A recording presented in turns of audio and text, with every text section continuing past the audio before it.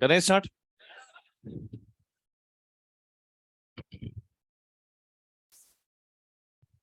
चलो ये स्टार्ट करते हैं।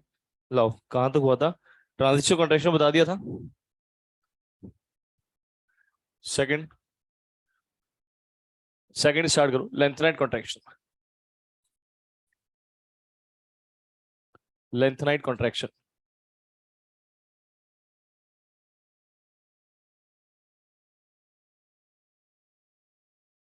Lanthanide contraction. एक लाइन लिख लो इसमें पहले। ड्यू टू लेंथनाइट कॉन्ट्रैक्शन में, due to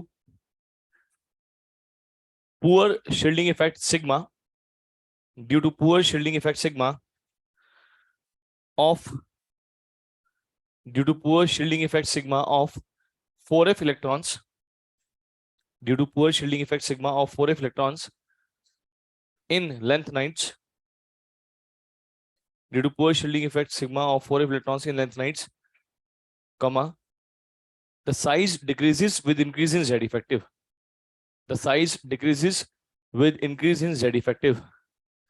The size decreases with increase in Z effective. The size decreases with increase in Z effective. This is known as lanthanide contraction. This is known as lanthanide contraction. This is known as lanthanide contraction.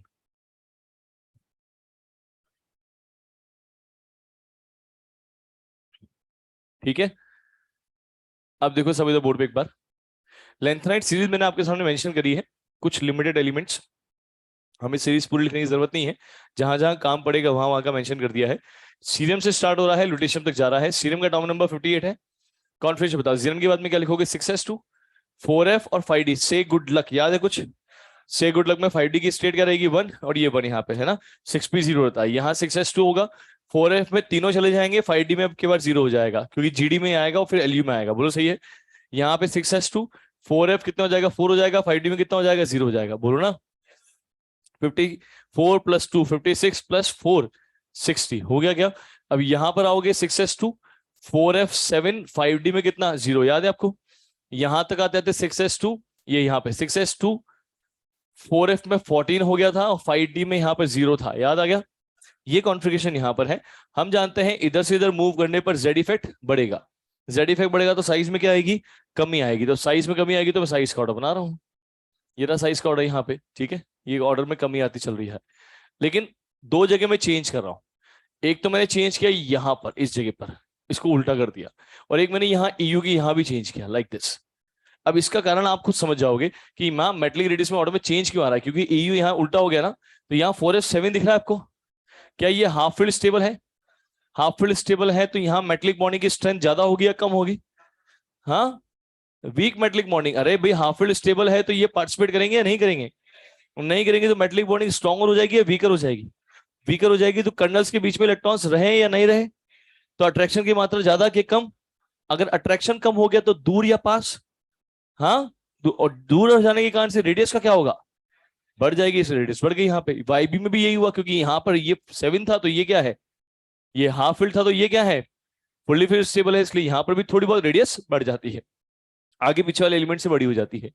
तो बस EU तो ऐसा है जिसकी radius बड़ी होती है, और इतनी बड़ी होती है कि ये अपने लेंथनाइट्स के अंदर मैक्सिमम रेडियस है इसकी। क्या है ये? मैक्सिमम रेडियस इन लेंथनाइट्स। ये एक खास बात है कि EU की रेडियस बढ़ती है और मेटलिक रेडियस के ऑर्डर में ये EU मैक्सिमम रेडियस शो करता है पूरी पूरी लेंथनाइट सीरीज के अंदर। मतलब अगर आप EU को उठा करके सबसे आगे लिख दे तो भी गलत नहीं होगा। इसकी रेडियस मेटलिक रेडियस इतनी बड़ी हो जाती है, ध्यान रखोगे इस चीज को। तो हमने क्या किया, यहां से यहां तक मूव कर रहे थे, लेफ्ट राइट जाने पे हमारे अकॉर्डिंग हमें पता है 4f इलेक्ट्रॉन्स को भरा। आपने किसको भरा है? 4f electrons are being field, कह सकते हैं वाली बात, इनको भरा है। और इनका shielding effect sigma of f is negligible. बोलो ना, f के इलेक्ट्रॉन्स की जो शील्डिंग इफेक्ट है वो कैसा है? नेग्लिजिबल है। तो शील्डिंग इफेक्ट नेग्लिजिबल है, सिग्मा नेग्लिजिबल है, तो कौन डोमिनेट करेगा? Z effective. बोलो। और जेड इफेक्टिव डोमिनेट करता है, और जेड इफेक्टिव डोमिनेट करेगा तो साइज का क्या होगा? हाँ, साइज कम होगा। क्या हो गया तुम लोगों को, इतना सा नहीं पता चला? जेड इफेक्ट ज्यादा होगा तो साइज कम होगा। तो बोलो ना, साइज कम हो रहा है, ऑर्डर निकल के आ रहा है, बस कहाँ चेंज हुआ अपने वो मेंशन कर दिया। बोलो सही है? ये क्या था? Lanthanide contraction. लेंथेनाइड कॉन्ट्रैक्शन कुछ नहीं है, लेंथेनाइड सीरीज में लेफ्ट टू राइट मूव करने पर 4f इलेक्ट्रॉन्स की शील्डिंग पुअर होने के कारण से, जेड इफेक्ट डोमिनेट कर जाने के कारण से साइज में कमी आ जाती है। इसी को क्या क्या आ गया है? Lanthanide contraction. इंपॉर्टेंट ये नहीं है कि लेंथेनाइड कॉन्ट्रैक्शन क्या है, इंपॉर्टेंट ये है कि लेंथेनाइड कॉन्ट्रैक्शन का इंपैक्ट कहां कहां आया। जैसे ट्रांजिशन कॉन्ट्रैक्शन का इंपैक्ट एक एलिमेंट आगे तक चला गया था, गैलियम तक, और गैलियम का साइज छोटा होकर एल्यूमिनियम के बराबर पहुंच गया था, याद आ रहा है? उसी प्रकार लेंथेनाइड कॉन्ट्रैक्शन का इंपैक्ट कहां कहां कौन कौन से एलिमेंट तक गया, किस किस के साइज छोटी होगी ऊपर वाले के लगभग बराबर पहुंची, वो आपको चेक करना है। बात समझ में आ रहा है? क्योंकि इसका इंपैक्ट एस ब्लॉक में भी गया, पी में भी गया, डी में भी गया, तीनों ब्लॉक्स के अंदर इसका इंपैक्ट जाता है। तो उसको समझने की कोशिश करना, मैं यहां रिलेट करता हूं, थोड़ा ध्यान से देखना। हमने ट्रांजिशन कॉन्ट्रैक्शन पढ़ा था, वो होता है स्टार्ट स्कैंडियम 21 से, स्कैंडियम टाइटेनियम, है ना, और ये चलते चलते हम जिंक तक गए थे, 30 तक गए थे। 20s की लाइन में एटॉमिक नंबर किसकी चल रहा है? जेड वाला 21 की लाइन में चल रहा है, 20s की लाइन में। और यहां हमने इलेक्ट्रॉन भरा था 3D में, जिसकी शील्डिंग इफेक्ट सिग्मा पुअर था, याद है आपको? डी के अंदर शील्डिंग इफेक्ट सिग्मा पुअर था, इतना क्लियर है? अब की बार में हम सीरियम से भर रहे हैं 58 से लेंथेनाइड्स में, और जा रहे हैं लुटेशियम 71 जा रहे हैं। यहाँ इलेक्ट्रॉन्स भर रहे हैं 4f के अंदर, किसमें भर रहे हैं? और 4f के अंदर भर रहे हैं, और 4f का सिग्मा तो और ज्यादा पुअर है ना, कह सकते हैं पूरे सिग्मा इसका यहाँ पर। तो ऑब्वियसली बात है, अगर यहाँ पर डी में भर रहे थे जिनका सिग्मा पुअर था, तो ही अट्रैक्शन डोमिनेट करके साइज में कॉन्ट्रैक्शंस आ गए थे, तो यहाँ तो और सिग्मा पुअर है। दूसरी बात, यहाँ के कंपैरिजन में यहाँ पर एटॉमिक नंबर की मात्रा 2.5 गुना है। देखो यहाँ 20 वाली लाइन चल रही है, 21, 22, 23, 24 चल रही है, और यहाँ 58, 59, 60 के बाद 61 से 71 मतलब 60s की लाइन चल रही है। 20s की लाइन और 60s की लाइन में 2-2.5 गुना जेड बढ़ चुका है। अरे बोलो ना, अगर अट्रैक्शन जेड नंबर प्रोड्यूस 2-2.5 गुना बढ़ जाए और सिग्मा और पुअर हो जाए, अट्रैक्शन तो आपने और बढ़ा दिया और रिपल्शन को और पुअर कर दिया, यहां तो फिर भी डी था, यहाँ क्या है? एफ है, एफ की शील्डिंग तो नेग्लिजिबल होती है, तो फिर जेड इफेक्ट पक्की बात है डोमिनेट करेगा, और डोमिनेट करेगा तो साइज में कमी आएगी, तो इसलिए कमी आ रही है साइज में यहाँ पे। ये लेंथेनाइड कॉन्ट्रैक्शन है। लेकिन क्या इसका इंपैक्ट आगे तक जाएगा? बिल्कुल जाएगा, क्योंकि इसका इंपैक्ट अगर एक एलिमेंट गैलियम तक मूव कर गया और वो छोटा गैलियम के बराबर पहुंच गया, तो इसका इंपैक्ट तो और ज्यादा आएगा, क्योंकि यहां तो इसके कंपैरिजन में 2.5 गुना जेड है, अट्रैक्शन की मात्रा 2.5 गुना बढ़ चुकी है। अगर 2.5 गुना अट्रैक्शन बढ़ जाएगा तो इसका इंपैक्ट आगे के कई एलिमेंट्स तक मूव करेगा। अब वही हमें चेक करना है कहां तक मूव कर रहा है। बोल सही है? मैं इसको पीरियोडिक टेबल में बनाने की कोशिश कर रहा हूं, आपके सामने पीरियोडिक टेबल ड्रॉ कर रहा हूं, आप इसके अकॉर्डिंग समझते चलना। जैसे मान लीजिए ये कौन सा ब्लॉक है? S block. एस ब्लॉक में मैं बोलता हूं यहां पर सीजियम आता है, यहाँ फ्रॉन्शियम, यहाँ बेरियम, यहाँ रेडियम। इसका एटॉमिक नंबर 55 है, इसका 87 है, इसका 56 है, इसका 88 है, ठीक है, ये रहा यहाँ पे। इसके बाद ये कौन सा ब्लॉक है? D block. कौन सा ब्लॉक है? डी। तो यहां से यहां तक ये डी ब्लॉक हो गया, ठीक है, इतना मैंने डी ब्लॉक यहाँ बना दिया। ये लो, लेट्स सपोज ये स्कैंडियम, ये इट्रियम, ये लैंथेनम, ये एसी। इसका 89 है, 57 है, यहाँ 39 है, यहाँ 21 है, बोलो सही है?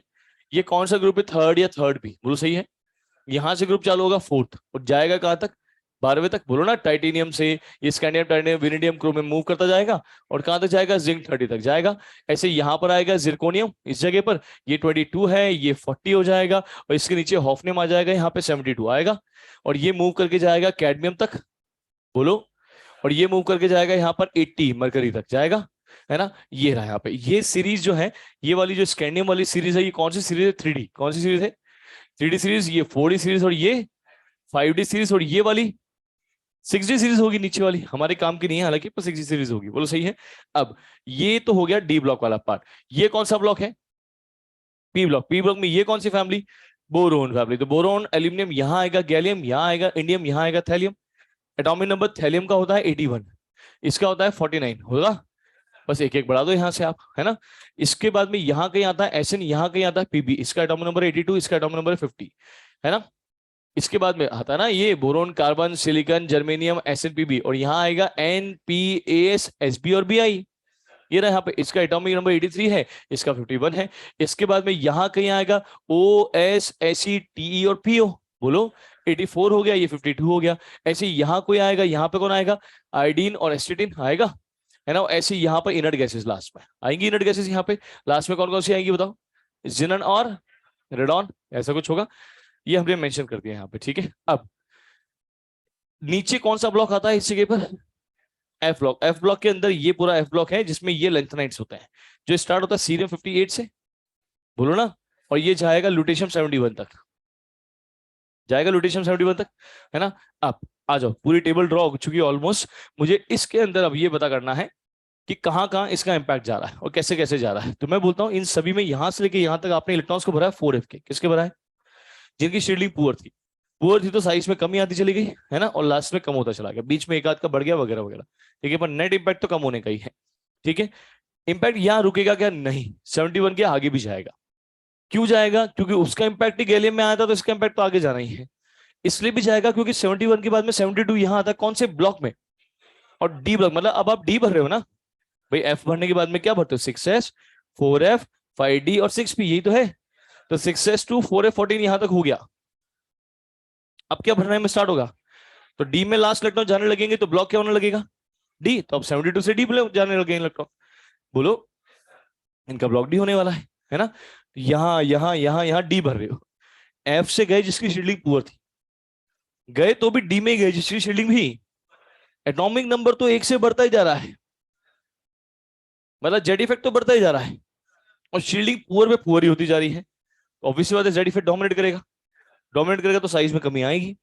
71 के बाद में 72 में साइज में कमी आई, और कमी होकर लगभग लगभग ऊपर वाले के बराबर पहुंच गया। ऐसे 73 वाला भी ऊपर वाले के बराबर पहुंच गया 41 वाले के। अरे बोलो वे एन बी, यहाँ पे एन बी आएगा। ठीक है, ऐसे ही ये यहाँ पे एन बी है, ध्यान रखना। तो ऐसे ही ये वाला नीचे यहाँ वाला भी बराबर पहुंच गया, यहाँ वाला भी बराबर पहुंच गया, ये वाला भी बराबर पहुंच गया, ये भी बराबर हो गया, यहाँ तक बराबर हो गया। पूरी की पूरी 5D सीरीज 4D वालों के बराबर हो गई। कहां से? कौन से ग्रुप से लेकर के? 34 से लेकर 12वें तक। देखो, मैंने थर्ड वाले को नहीं लिया इसमें। थर्ड ये भी 5D का ही पार्ट है और ये भी 4D का ही पार्ट है, लेकिन ये दोनों एक दूसरे के बराबर नहीं हुई। यहाँ तो साइज बढ़ ही रहा है ऊपर से नीचे तक। यहाँ भी 3D से 4D तो साइज बढ़ ही रहा है, सिर्फ 5D 4D के बराबर हुआ है। इन दोनों में नहीं लिया कॉन्ट्रैक्शन का इफेक्ट। क्यों? क्योंकि कॉन्ट्रैक्शन कौन सा है? Length right. और लेंथ राइट स्टार्ट कहां से हो रहे हैं? तो 4f के इलेक्ट्रॉन बढ़ना आपने यहां से स्टार्ट किया, इसमें कैसे आएगा उसका इंपैक्ट? शील्डिंग पूर्ण होने का। बोलो सही है? मतलब इसमें कॉन्ट्रैक्शन का इफेक्ट नहीं आएगा, तो इसका साइज तो इसके बराबर होगा ही नहीं, वो तो बड़ा ही रहेगा। बोलो सही है ना। यहां से लेके यहां तक साइज में लगभग बराबर हो गया। इतना क्लियर हुआ? क्या इंपैक्ट सर यहां तक रुक गया? नहीं, मैं कहता हूं आगे भी गया, पी ब्लॉक में। पी ब्लॉक में भी गया, इसका साइज भी लगभग लगभग इसके बराबर हो गया, इसका साइज भी लगभग लगभग इसके बराबर हो गया, इसका साइज भी लगभग लगभग इसके बराबर हो गया। कुछ बुक्स इसको दो को ही मेंशन करती है, कुछ बुक्स 3 पेयर तक मेंशन करती है कि बी आई एच बी तक बराबर हो जाता है। एनसीईआरटी 2 की बात करती है, इसलिए उसके अकॉर्डिंग चल रहा है। ठीक है, इनमें इंपैक्ट नहीं आएंगे सर? आया। इन चारों एलिमेंट्स में भी इंपैक्ट आया। इनका साइज भी छोटा होके ऊपर वालों के लगभग लगभग क्लोज पहुंच गया, लेकिन बराबर नहीं पहुंचा। बिल्कुल बिल्कुल बराबर नहीं बोलोगे, थोड़ा बड़ा है। इसलिए इंपैक्ट आया भी सही, लेकिन उसको हम नेग्लिजिबल मानते हैं या कम मानते हैं। मान लो इसका साइज 70 था, लेट्स सपोज, इसका साइज 50 था, अभी छोटा होकर 60 हो गया, तो मैं कहता हूं इंपैक्ट तो आया, लेकिन 60 अभी 50 से काफी बड़ा है, इसलिए कोई खास चेंज में मतलब ग्रेटर देन इक्वल टू नहीं दिखा सकता। बस मैंने सर आपने यहाँ ग्रेटर देन इक्वल टू क्यों दिखाया है? ऐसे क्यों नहीं दिखाया? क्योंकि थोड़ा सा फर्क रहता है बस, 0 पॉइंट मतलब 0.2 का 0.3 का ऐसे कुछ। जैसे मान लो इसका 52 है, इसका 50 है, तो 52 और 50 ऑलमोस्ट इक्वल भी है, almost greater than equal to भी लिख सकता हूँ। बोलो ना। तो ऐसा इंपैक्ट आता है।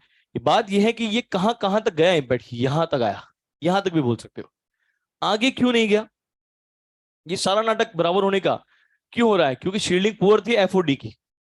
लेकिन अब कौन से ब्लॉक में एंटर कर गए? तो अब कौन से इलेक्ट्रॉन भर रहे हो? जिनकी शील्डिंग स्ट्रॉन्ग है कि वीक है? तो स्ट्रॉन्ग है तो 3 तक तो नहीं रोक पाया उसके इंपैक्ट को, आगे रोक दिया। 3 तक नहीं रोक पाया, आगे कैसे रोक दिया? क्योंकि आगे पेयरिंग होने लगी। बहुत बढ़िया, पेयरिंग होने लगी। क्योंकि यहां तक तो P1 भरा था आपने, यहाँ P2 भरा हो, यहाँ P3 भरा, लेकिन आगे पेयरिंग स्टार्ट हो गई, तो अब सिग्मा बूस्ट कर गया, और सिग्मा बूस्ट कर गया तो उसके इंपैक्ट को काफी हद तक कम कर दिया, है ना। कम कर दिया, खत्म नहीं करा। कम कराया पर खत्म नहीं कराया, कम हो चुका है। ठीक है, घूमकर ये इंपैक्ट इनमें भी आता है, लेकिन फ्लोरेंशियम का साइज भी सीजियम के लगभग लगभग बराबर हो जाता है, ग्रेटर देन इक्वल टू लिख सकता हूं। इसका साइज भी रेडियम का भी इसके बराबर हो जाता है ऊपर वाले की। बात यह कि सर ये यहाँ इंपैक्ट कम हो गया, तो ये घूम के इसमें कैसे आ गया? क्योंकि यहां पर आपने एस में कितना भरा? 1 फ्लोरेंशियम में, और बेरियम में कितना भरा? एस में 2। यहां पहुंचते पहुंचते आपने एस में पी में कितने भर दिए थे? सोचिए, बोलना। यहां पर आ रहे हो ना आप, कौन सा ब्लॉक है? पी ब्लॉक का कॉन्फिगरेशन क्या होता है? NH2 NP126, याद है आपको? तो यहां पहुंचते पहुंचते आप ये P3 और ये S2 भर चुके थे, तो आपने NH2 भर दिया था और NP3 भर दिया था, तो स्ट्रॉन्ग शील्डिंग वाले आपने 5 भर दिए थे। समझ में आया? ऊपर से फिर छठे 7वें 8वें पेयरिंग चालू हो गई। बोलो। इसलिए उसका इंपैक्ट यहां कम हो गया, क्योंकि स्ट्रॉन्ग शील्डिंग वाले काफी सारे इलेक्ट्रॉन आ चुके थे।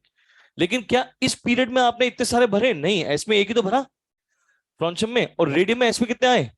क्या एक और दो इलेक्ट्रॉन्स के इंपैक्ट को रोक पाएंगे? नहीं, इसलिए वहां पर नहीं हुआ। इसलिए वहां पर साइज छोटा हुआ, इसके बराबर पहुंच गया, इसके बराबर पहुंच गया। बात समझ में आ रहा है? तो एस ब्लॉक के कितने एलिमेंट्स? ये दो और ये दो, इनमें इंपैक्ट आया। डी ब्लॉक में 4D और 5D बराबर हो गया, कहां से कहा था? 4 से लेकर के 12th ग्रुप तक। थर्ड ग्रुप में नहीं हुआ। थर्ड में तो 3D 4D 5D में बड़ा हुआ है क्रम। बोलो सही है? इन दोनों का क्या होगा सर? इन दोनों में क्या होगा? इन दोनों में साइज लगभग बराबर है। यहां कैसे आ गया इंपैक्ट? क्योंकि जैसे यहां आया वैसे का वैसा। तो अब आप एक चीज ध्यान रखो कि जहां जहां भी एटॉमिक नंबर में डिफरेंस 32 आ रहा है, कितना आ रहा है? वहां वहां आपको साइज में ऑलमोस्ट सिमिलैरिटी कर देनी है। देखो आप इन दोनों में डिफरेंस कितना, इनमें भी कितना, इनमें भी कितना, इनमें कितना, 32 32 32 32 32 32 32 32 तक। इनमें भी 32 ही है, लेकिन लास्ट के चार वाले छोड़ देना बस आप, क्योंकि इनमें इंपैक्ट आया लेकिन कम आया। आया बात समझ में? है ना? पर इंपैक्ट तो आया। अगर बोले कि लेंथ एंड रोटेशन का इंपैक्ट गया, बिल्कुल गया। पर ऑलमोस्ट सिमिलर तक पहुंचा दे, वो तो यहीं तक जाता है। मेरे ख्याल से एलसी समझ में आ गया होगा आपको, कैसे इसको देखा जाता है। इससे मतलब मैं इससे इजी करके नहीं समझ सकता, पूरी टेबल ड्रॉ कर लिया अपन इसको समझने के लिए। है ना? तो क्लियर हो गया होगा, यहां से यहां तक साइज में कमी होना वो एलसी है, पर उसका इंपैक्ट कहाँ कहाँ गया वो आपने मेंशन कर लिया है। बोलो सही है? अब आप क्या करेंगे, ये मेंशन कर ले पहले फटाफट से, बाकी चीजें मैं लिख रहा हूँ।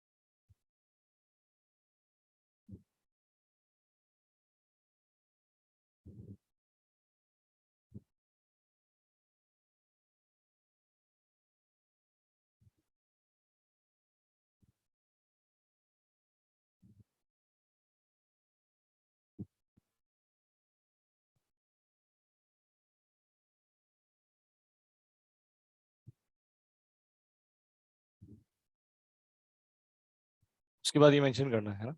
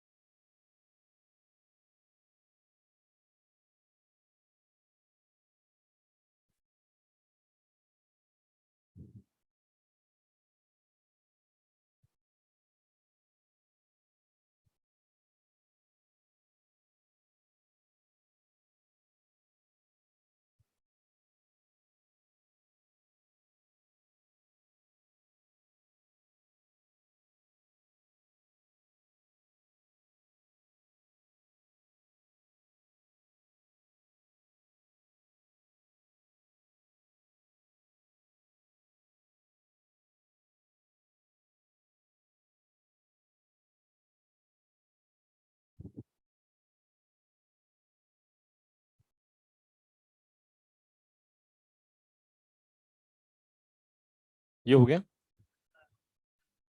हाँ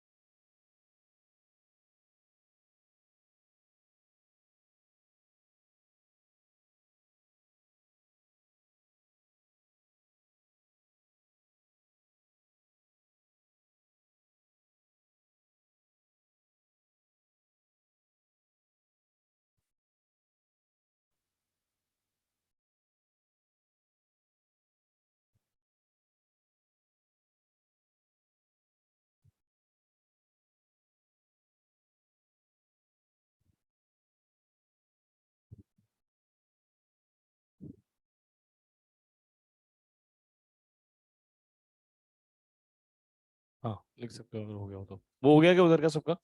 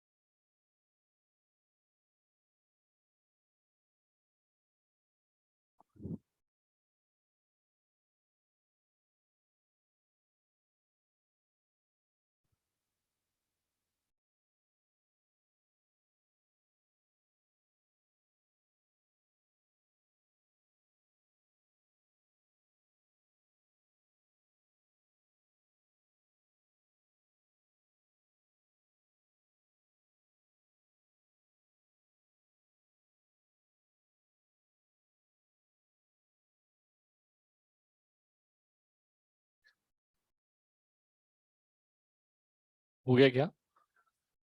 हाँ देखो अब ध्यान से। सब इंपॉर्टेंट साइज ऑर्डर्स की बात हो रही है। कुछ ऐसे 5 इंपॉर्टेंट साइज ऑर्डर हैं जिनको थॉरली पूछा जा सकता है, पूछा जाता है, मतलब ये मान के चलो, जिसमें 4 तो बहुत इंपॉर्टेंट है। तो इनसे रिलेटेड क्वेश्चंस कैसे बनते हैं वो भी देखेंगे। पहले आप इन पार्ट को समझ लो, इस वाले पार्ट को समझ लो। जैसे यहाँ बात करते हैं आयनिक रेडियस की बात करते हैं। एक लिथियम प्लस लिया और मैग्नीशियम प्लस टू लिया है। इन दोनों में आयनिक रेडियस का जो ऑर्डर है वो इस प्रकार निकल के आता है कि लिथियम प्लस की थोड़ी सी ज्यादा होती है, मैं बोल दूं ऑलमोस्ट इक्वल होती है, पॉइंट में ही ज्यादा होती है। पहली बात तो ये है कि इन दोनों की साइज बराबर कैसे हो गई, तो रीजन क्या है, डायगोनल रिलेशनशिप। लिथियम और मैग्नीशियम में कुछ ऐसी प्रॉपर्टीज थी जो सिमिलर हो गई थी डायगोनल रिलेशनशिप के कारण, याद है आपको? उनमें वन ऑफ द प्रॉपर्टी उनकी आयनिक रेडियस है। आयनिक रेडियस ऑलमोस्ट सेम हो जाती है, या थोड़ी सी बोल दो कि लिथियम की ज्यादा ही रहती है मैग्नीशियम से। जबकि मैग्नीशियम थर्ड पीरियड का और लिथियम सेकंड पीरियड का है, तो उस हिसाब से मैग्नीशियम की ज्यादा होनी चाहिए थी और लिथियम की कम, बोलो। लेकिन होता है उल्टा, लिथियम की ज्यादा होती है मैग्नीशियम से थोड़ी सी। सब बेरिलियम एल्यूमिनियम में भी तो डायगोनल रिलेशनशिप था, बोरोन सिलिकॉन में भी था। तो क्या उनकी भी आयनिक साइजेस ऑलमोस्ट इक्वल है? नहीं, वहां चेंज है अच्छा खासा, इसलिए वहां ऑलमोस्ट इक्वल नहीं लिख सकते हैं। इनमें थोड़ा सा ही फर्क है, ना के बराबर फर्क है, 0.02 वैल्यू का ही फर्क है, इसलिए यहां मेंशन कर सकते हैं, ठीक है। अब एस ब्लॉक एलिमेंट्स का साइज ऑर्डर जो है वो जिगजैग मैनर में आता है, थोड़ा देखो इस चीज को यहाँ पे आप। मुझे बताओ टॉप टू बॉटम आने पर साइज बढ़ता है, तो अपने ग्रुप में ये सबसे छोटा होगा और इस ग्रुप में ये सबसे छोटा होगा, तो ये दोनों सबसे छोटे हो गए। अब इन दोनों में जो छोटा होगा वो पूरे एस ब्लॉक का सबसे छोटा एलिमेंट होगा। कौन? लेफ्ट टू राइट जाने में साइज छोटा होता है? तो मतलब बेरिलियम छोटा है, बोल सकते हैं। तो ये मिनिमम रेडियस कैसी है इसकी, ये मिनिमम रेडियस शो कर रहा है, ठीक है। इससे बड़ा कौन होगा, लिथियम, क्योंकि लेफ्ट टू राइट जाने पे साइज कम होता है, तो राइट टू लेफ्ट साइज बढ़ेगा। इससे बड़ा होगा मैग्नीशियम। सर अभी तो आप कहते हैं बराबर होता है, बल्कि ये ज्यादा होता है, आयनिक साइज। ये आयनिक है या एटॉमिक है, एटम की साइज की बात कर रहे हैं। एटम की साइज में थर्ड पीरियड का शेल डोमिनेट करेगा मैग्नीशियम का लिथियम से। मैग्नीशियम से बड़ा होगा सोडियम, सोडियम से बड़ा होगा कौन, calcium, again shell factor dominate कर रहा है। कैल्शियम से बड़ा कौन होगा, पोटेशियम, लेकिन कैल्शियम से बड़ा तो है पोटेशियम, लेकिन कैल्शियम से स्क्रॉन्शियम बड़ा है, स्क्रॉन्शियम से बेरियम भी बड़ा है, इवन बेरियम से भी बड़ा है पोटेशियम, तो कैल्शियम से बड़ा हो ही गया। अरे बोलो ना, पोटेशियम से बड़ा कौन, रुबिडियम, रुबिडियम से बड़ा कौन, सीजियम। लास्ट में किसको लिखा आपने, सीजियम। तो ये कैसा हो गया, मिनिमम या मैक्सिमम, मैक्सिमम रेडियस। तो ये जिगजैग सा ऑर्डर निकल के आता है। पहले देखो यहाँ पे कुछ इनको जोड़ने पे ई टाइप बन रहा है, बन रहा है, कुछ ऐसा बन रहा है, बन रहा है, ठीक है। और यहाँ देखो आपको क्या मिल रहा है, एन टाइप मिल रहा है। यहाँ तो आपको कुछ इस प्रकार से मिला, ऐसे चल रहे थे अपन, ठीक है। और यहाँ देखो एन बन रहा है, बन रहा है। तो आपको ई एन साइज ऑर्डर के बेस पे इसको ध्यान रखना है, ठीक है। इस पे आ जाओ। एटॉमिक रेडियस जो है लिथियम की आयोडीन की कंपेयर करो, बताओ किसकी ज्यादा होगी, आयोडीन की, क्योंकि ये फिफ्थ पीरियड का है और ये सेकंड पीरियड का है। लेकिन होता है उल्टा, लिथियम की आयोडीन से ज्यादा होती है। ये बात भी बिल्कुल डाइजेस्ट नहीं होती कि लिथियम सेकंड शेल का, सेकंड पीरियड का first element, iodine fifth period का एलिमेंट, तो भी इससे ज्यादा, मतलब आयोडीन से ज्यादा इसके लिथियम का साइज कैसे हो गया। तो इसको ऐसे समझो, हालांकि ये प्योरली डेटा बेस्ड है, लेकिन आप इसको समझा सकते हैं। आप इसको ऐसे समझो कि लिथियम से लेकर के फ्लोरीन तक जाते हैं। लेट सपोज, मान लो यहाँ लिथियम है, beryllium, boron, carbon, nitrogen, oxygen, fluorine, Cl, Br और आयोडीन, बोलो सही है। लिथियम का साइज मान लो ये रहा, क्या लेफ्ट राइट जाने में साइज कम होता है, beryllium, boron, carbon, nitrogen, oxygen, fluorine, left right आते थे साइज छोटा हो गया। अब F से Cl, Cl से Br, Br से iodine, top to bottom move कर रहे हो, साइज का क्या होगा, बढ़ेगा। F से Cl बड़ा, ब्रोमीन और बड़ा, आयोडीन और बड़ा। लेकिन आयोडीन बढ़ के भी इतना नहीं बढ़ा कि लिथियम को ओवरकम कर जाए, क्योंकि वो लिथियम से फ्लोरीन तक पहुंचते पहुंचते साइज इतना छोटा हो चुका था फ्लोरीन का, कि ऊपर से नीचे शेल बढ़ने के साथ जब बढ़ना स्टार्ट हुआ तो भी इतना नहीं बढ़ा कि लिथियम को ओवरकम कर जाए। भाई बात समझ में, इससे लिथियम आयोडीन में लिथियम का साइज बड़ा रहता है। मेरे ख्याल से क्लियर हो गया होगा। बाकी में कंपैरिजन मत करना, एनसीईआरटी मेंशन नहीं करती, जिसका मेंशन करती है उसकी बात कर रहे हैं, ठीक है। फिर डेटा देखना पड़ेगा नहीं तो आपको, ठीक है। तो लिथियम आयोडीन का स्पेशल ध्यान रखना, लिथियम का साइज आयोडीन से बड़ा होता है। अगर लिथियम का आयोडीन से बड़ा है तो FCl Br से तो वैसे ही बड़ा हो गया, बोलो ना, ठीक है। एक फोर्थ यहाँ पे जो काफी इंपॉर्टेंट है, आपको यहाँ पे आयनिक रेडियस का ऑर्डर पूछा है, आयनिक रेडियस का ऑर्डर पूछा गया है। किस किस में पूछा है देखना ध्यान से। यहां पर आपको दिया गया F minus, Cl minus, Br minus, I minus और H माइनस, ये सब दिया आपको। यहाँ पर हाइड्राइड आयन दिया है और सारे के सारे हेलाइड आयन दिए हैं, हेलोजन से बने हुए हेलाइड, FCl Bri के आयंस, और एक H का आयनस, मतलब H माइनस वाला दिया है, H माइनस हाइड्राइड आयन दिया है, ठीक है। इन सभी में आपको रेडियस का ऑर्डर पूछा है कि बताइए इन सब का आयनिक रेडियस का ऑर्डर क्या निकल के आएगा। स्टार्ट करें। इनको देख के लगता है बहुत आसान है, तो भाई सर हाइड्रोजन है सबसे छोटा एलिमेंट है पीरियोडिक टेबल का, तो इसका आयन तो सबसे छोटा हो गया, तो ये सबसे छोटा। और इनमें तो हमें दिख रहा है F से Cl बड़ा, Cl से Br बड़ा, Br से आयोडीन बड़ा, सबसे बड़ा कौन, और फिर छोटा Br माइनस, फिर Cl माइनस, फिर F माइनस, लास्ट में कौन, H माइनस। ऐसा लगता है लेकिन ऐसा होता नहीं है। आयोडीन माइनस सबसे बड़ा है, ये बात सही है, इन सब में भी आयोडीन माइनस सबसे बड़ा है, लेकिन H माइनस सबसे छोटा है ऐसा नहीं। H माइनस का साइज इतना बड़ा होता है कि वो Br माइनस को भी ओवरकम कर जाता है, Cl और F को तो कर ही जाएगा। इस Br माइनस से भी बड़ा होता है H माइनस का साइज। ये बात भी बिल्कुल डाइजेस्ट नहीं होती, क्योंकि hydrogen first element periodic table का, तो उसका एनायन इतना बड़ा कि फोर्थ पीरियड के ब्रोमीन को ओवरकम कर गया साइज में, Br माइनस को। बिल्कुल, कैसे समझ सकते हो, इधर देखना ध्यान से, इसलिए तो इंपॉर्टेंट है। देखो इधर कैसे बनाते हैं अपन, मान लीजिए F से F माइनस जा रहे हो, अरे बोलो, F से F माइनस जाने में आपने क्या बढ़ाया, इलेक्ट्रॉन बढ़ाया। F का Z कितना था, 9, इसका Z कितना, 9, Z तो सेम ही रहेगा ना, इलेक्ट्रॉन यहाँ 9 और यहाँ इलेक्ट्रॉन कितने हो गए। यहां अगर मैं इसका, आप खुद सोचो, यहां से यहां में आपने क्या बढ़ाया, इलेक्ट्रॉन, इलेक्ट्रॉन के बढ़ने से क्या बढ़ता है, सिग्मा, और सिग्मा के बढ़ने से क्या कम होता है, जेड इफेक्ट कम होता है। तो मैं जेड इफेक्ट का एक बार रेशियो निकाल लूं एक तरह से, यहाँ जेड बाई ई कितना आ रहा है, जेड बाई ई 9/9 कितना आएगा, 9/9 कितना आएगा, 1। अरे बोलो ना, यहाँ जेड बाई ई कितना आएगा, 9/10 कितना, 0.9, बोलो ना 0.9। यहाँ आ रहा था 1, यहाँ आ रहा है 0.9। यहाँ से यहाँ आने पे आपने क्या बढ़ाया था, इलेक्ट्रॉन, क्या बढ़ाया था, इलेक्ट्रॉन के बढ़ने से क्या बढ़ा होगा, सिग्मा, सिग्मा के बढ़ने से क्या कम हुआ, देखो 1 से 0.9 आ गया, 1 से 0.9 आने का मतलब जेड इफेक्ट कितना कम हो गया। हाँ, जेड इफेक्ट डिक्रीज बाय 0.1, बोलो ना। और वी कैन से बाय 10%, क्योंकि 1 का 0.1 10% ही होता है, मतलब 10% जेड इफेक्ट में कमी आई। और जेड इफेक्ट में कमी आने का मतलब साइज का क्या होता है, साइज क्या होती है, जेड इफेक्ट कम तो साइज बढ़ेगा, इसीलिए यहाँ पर एफ माइनस का साइज एफ से बड़ा होता है। इसी प्रकार सेम एक बार एच का भी देख लो। बताओ एच माइनस कैसे बना होगा, एच से बना होगा। जब आपने एच में इलेक्ट्रॉन ऐड किया होगा तो एच माइनस बना होगा। इसका जेड कितना 1, इसका भी जेड कितना 1, इसके इलेक्ट्रॉन कितने 1, इसके भी इलेक्ट्रॉन कितने 2। तो जेड बाई ई निकाला मैंने एक बार यहाँ पे 1/1 1, और इसका जेड बाई ई निकाला कितना 1/2, है ना, मतलब 0.5। क्या यहां से आने पर आपने यहां से आने पर इलेक्ट्रॉन बढ़ाया था, इलेक्ट्रॉन बढ़ाने से क्या बढ़ा था, सिग्मा बढ़ाने से क्या कम हुआ, जेड इफेक्टिव डिक्रीज हुआ 1 से 0.5 डिक्रीज बाय 0.5, या मैं कह दूं और बाय 50%। 50% से जेड इफेक्टिव में कमी आने का मतलब समझ लो साइज बहुत बढ़ेगा। इसलिए एच माइनस का साइज इतना बढ़ जाता है, 50% जेड में कम हुआ जेड इफेक्टिव, जबकि यहां तो 10% ही हुआ था। तो 50% जेड इफेक्ट में कमी आने का रीजन ये है, या मतलब 50% जेड इफेक्ट में कमी आने के कारण से एच माइनस का साइज इतना बढ़ जाता है कि वो एफ माइनस को, सीएल माइनस को, बीआर माइनस तीनों को ओवरकम कर जाता है। इसलिए लिख रहा हूं यहाँ पे और by 50%, 10 size of H minus, size of H minus overcomes किसको, Br-2, है ना, Br-2, but not I minus. I minus को नहीं कर पाता, वो Br- को कर जाता है। आई माइनस को क्यों नहीं कर पा रहा, डेटा चेक करा बड़ा था, लेकिन Br- से उसका बड़ा आ रहा था एच माइनस का, इसका मतलब इसको तो ओवरकम कर गया। तो देयरफॉर मुझे अगर ओवरऑल साइज ऑर्डर बोला जाए तो मुझे बताओ ओवरऑल साइज ऑर्डर क्या निकल के आएगा, ओवरऑल, ओवरऑल साइज ऑर्डर बताओ, सबसे बड़ा कौन, आई माइनस, है ना, उससे छोटा कौन, हाँ, एच माइनस, एच माइनस उससे छोटा निकल करके आएगा, उससे छोटा Br-, ये Br-, फिर Cl-, फिर F-, बोलो कर सकते हैं।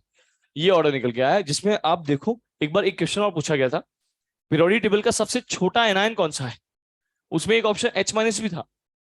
लोगों ने बिना देखे कुछ सोचे समझे उसको H- को टिक कर दिया, ये सोचा कि भाई H तो सबसे छोटा एलिमेंट है पीरियोडिक टेबल का, तो उसका एनायन सबसे छोटा ही होगा।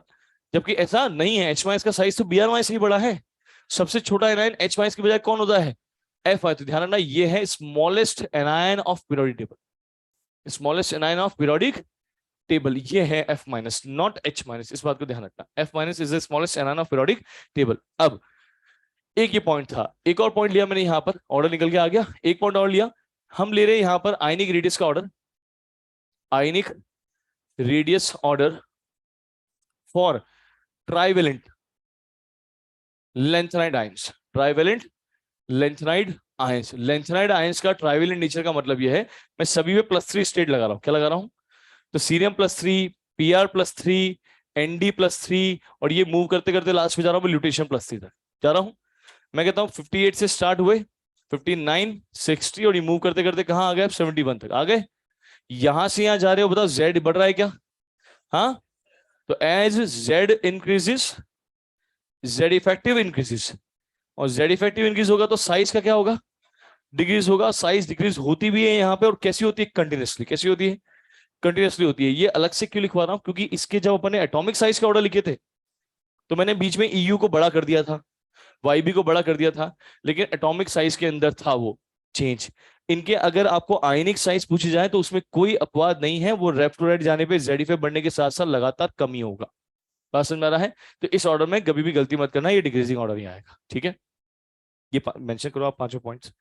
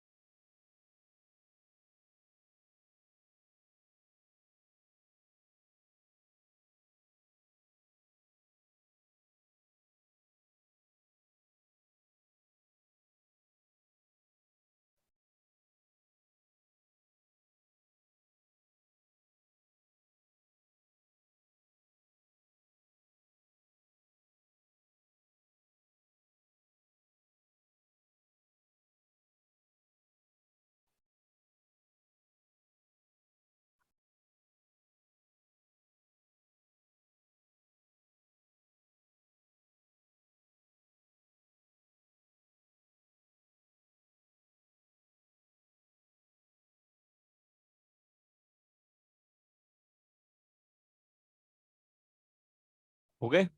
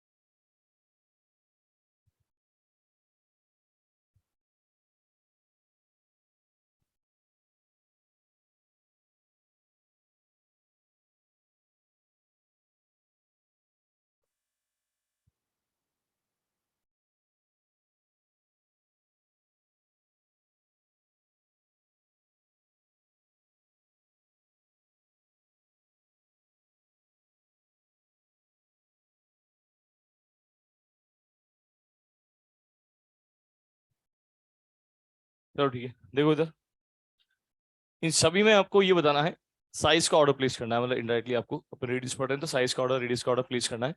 करें स्टार्ट। जब भी आपको इस प्रकार के 4 एलिमेंट दिए जाए, वो रेडियस में दे या आईपी में दे या ईएन में दे, आपको कोई फर्क नहीं पड़ना चाहिए। आपको एक स्क्वायर काट के दिया गया है प्रायोरिटी टेबल का। नाइट्रोजन, ऑक्सीजन, फॉस्फोरस, सल्फर, ये पूरा स्क्वायर फॉर्म में है, ये एक साथ चारों एलिमेंट आते हैं। जब भी आपको ऐसा कुछ दिया जाए तो आपको उनकी पोजीशन के अकॉर्डिंग पहले उन्हें जमा लेना है। तो नाइट्रोजन ये रहा, यहाँ कहीं आता है ऑक्सीजन, इसके पहले नीचे आता है यहाँ फॉस्फोरस, और इसके नीचे आता है यहाँ सल्फर। बोलो सही है? ठीक है। अब आप मेंशन कर लिए कौन से पीरियड से बिलोंग करते हैं, तो ये सेकंड पीरियड के एलिमेंट है और ये दोनों थर्ड पीरियड के एलिमेंट है, और थर्ड वालों का साइज सेकंड से बड़ा ही होगा, शेल फैक्टर। और लेफ्ट राइट जाने पे साइज कम हो जाता है, लेफ्ट राइट जाने पे साइज कम हो जाता है। बोलो। तो इन दोनों का इन दोनों से बड़ा, और इन दोनों में फॉस्फोरस का बड़ा, सबसे बड़ा कौन? फॉस्फोरस, फिर सल्फर, फिर नाइट्रोजन, फिर ऑक्सीजन। ये ऑर्डर आ गया। तो पहले आया थर्ड पीरियड का, फिर थर्ड पीरियड का, फिर सेकंड पीरियड का, फिर सेकंड। ये एक प्रैक्टिस के लिए लिया है बस। Boron, carbon, aluminium, silicon. बोलो। दोनों थर्ड पीरियड के हैं तो साइज सेकंड वाले से बड़ा होगा। लेफ्ट राइट साइज कम, लेफ्ट राइट साइज कम। बोलो ना। ये सेकंड पीरियड के हो गए और ये थर्ड पीरियड के हो गए। ठीक है। तो इन दोनों का इन दोनों से बड़ा, इन दोनों में एल्यूमिनियम बड़ा, सबसे बड़ा कौन? फिर सिलिकॉन, फिर बोरोन, फिर ये ऑर्डर आ गया। ठीक है। अगेन वही third period, third period, second period और सेकंड पीरियड। बताओ इसका क्या होगा? क्या ये 3D का है? क्या ये 4D का है? क्या ये 5D का है? क्या इसका ग्रुप नंबर 10 है? 11 है। ग्रुप नंबर याद रखना पड़ेगा आपको। ग्रुप नंबर, पीरियड नंबर, सारे के सारे एटॉमिक नंबर्स, कौन से ग्रुप में, कौन से पीरियड में, कौन से ब्लॉक में कौन सा एलिमेंट आता है, उसका नाम क्या है, उसका सिंबल क्या है, आपको इनडायरेक्टली पूरी पीरियोडिक टेबल अब टिप्स पे याद होनी जरूरी है। अगर आपको वो याद नहीं है तो बहुत सारे फ्री के क्वेश्चंस गलत हो जाएंगे, जो बिल्कुल मतलब ऐसे हैं कि जिसके जो कोई गलत निकल के आएगा ना वो आप गलत कर बैठोगे, अगर आपको पीरियोडिक टेबल याद नहीं है तो। आप पीरियोडिक टेबल में 25 या 30 तक लर्न करने से काम नहीं चलेगा, पूरी टेबल याद करनी पड़ेगी आपको, इस बात को ध्यान रखना है ना। अरे बोलो ना। तो 4-5 ग्रुप नंबर 4 से 12 तक में ऑर्डर था, 3D से 4D बड़ा और 4D 5D लगभग बराबर। ये वाला ग्रुप नंबर कौन सा है? 4, याद है आपको? तो इसमें भी ये 3D का है, ये 4D का और ये 5D का है। तो 3D 4D 5D में क्या ऑर्डर निकल के आएगा? 3D से 4D बड़ा और 4D 5D अगेन बराबर। क्या सर ये तो आयन से रखे हैं? बिल्कुल। डी ब्लॉक के अंदर उनके आयंस का भी वही ट्रेंड रहता है जो उनके न्यूट्रल एलिमेंट्स का रहता है, जबकि एफ में ऐसा नहीं था। एफ ब्लॉक के अंदर लेफ्ट राइट मूव करने पे लेंथनाइट्स में साइज में कमी आ रही थी, याद है आपको? लेकिन बीच में ईयू का बढ़ गया था और वाईबी का बढ़ गया था। लेकिन आयंस का जब लिखा था लेंथनाइट्स के तो कोई चेंज नहीं आया था। आयंस के में लेफ्ट राइट जाने पे लगातार डिक्रीजिंग ऑर्डर देखने को मिला था, याद है? जबकि यहां पर ऐसा नहीं है। अगर आप आयंस की बात करते हो तो वही ट्रेंड फॉलो होता है जो उसके न्यूट्रल एलिमेंट्स में है। ठीक है। तो यहां लिख रहा हूं in D block, in D block ions also follow the same size trend in group. बोल सकते हैं ये बात? ठीक है। ये वाला ध्यान रखना। बताओ O से O माइनस माइनस 2, क्या एक ही एलिमेंट के अलग अलग स्पीशीज है? चार्ज माइनस बढ़ेगा तो साइज बढ़ेगा, है ना? एक ही एलिमेंट के अलग अलग स्पीशीज है, जितना प्लस चार्ज बढ़ेगा साइज कम होगा। एक ही एलिमेंट के अलग अलग स्पीशीज है, प्लस चार्ज बढ़ेगा साइज कम होगा। आइसो इलेक्ट्रॉन स्पीशीज है, देखो यहाँ पे 2 इलेक्ट्रॉन है, यहाँ भी 2 इलेक्ट्रॉन है और यहाँ भी 2 इलेक्ट्रॉन है। आइसो इलेक्ट्रॉन स्पीशीज है। आइसो इलेक्ट्रॉन स्पीशीज हो या सेम एलिमेंट के अलग अलग स्पीशीज हो, always go for the charge factor. जितना प्लस चार्ज ज्यादा साइज कम, और माइनस चार्ज ज्यादा साइज ज्यादा आएगा। सेम यहाँ भी ये सब के सब देखो 10 इलेक्ट्रॉन वाले हैं, तो माइनस से -2 बड़ा और ये सबसे छोटा, तो सबसे आगे कौन आएगा? O-2, फिर F-, फिर सोडियम प्लस। ये ऑर्डर आएगा, ये ऑर्डर कर सकते हो। ठीक है। ये बताओ कैसे लगाओगे इसको, इंपॉर्टेंट है, अच्छा ऑर्डर है। बताओ ये कितने इलेक्ट्रॉन रखता है? 10। और यहाँ भी कितने हैं? क्या आइसोइलेक्ट्रॉनिक हो गए? 2 इलेक्ट्रॉन। और यहाँ भी 2 इलेक्ट्रॉन, क्या ये भी आइसोइलेक्ट्रॉनिक हो गए? अब 2 वालों से 10 वालों का बड़ा होगा, क्योंकि 2 वाले जो हैं वो हीलियम को बिलोंग करते हैं 1s2 फर्स्ट शेल, और 10 वाले नियॉन को बिलोंग करते हैं सेकंड शेल। तो इस हिसाब से इन दोनों का साइज छोटा होना चाहिए और इन दोनों का बड़ा होना चाहिए। बोल सही है? लेकिन होता है उल्टा, इन दोनों का बड़ा होता है और इन दोनों का छोटा होता है। अभी समझ में आ जाएगा क्यों। अगर आप इन दोनों में अरेंज करें, बताओ पहले इन दोनों में अरेंज करें तो +2 वाला बड़ा हो गया +3? हाँ, तो मैग्नीशियम +2 का साइज एल्यूमिनियम +3 से बड़ा है, बोलो सही है ना। ये हो गया यहाँ पर 10 इलेक्ट्रॉन 10 इलेक्ट्रॉन आइसोलेक्ट्रॉनिक के नेचर पे।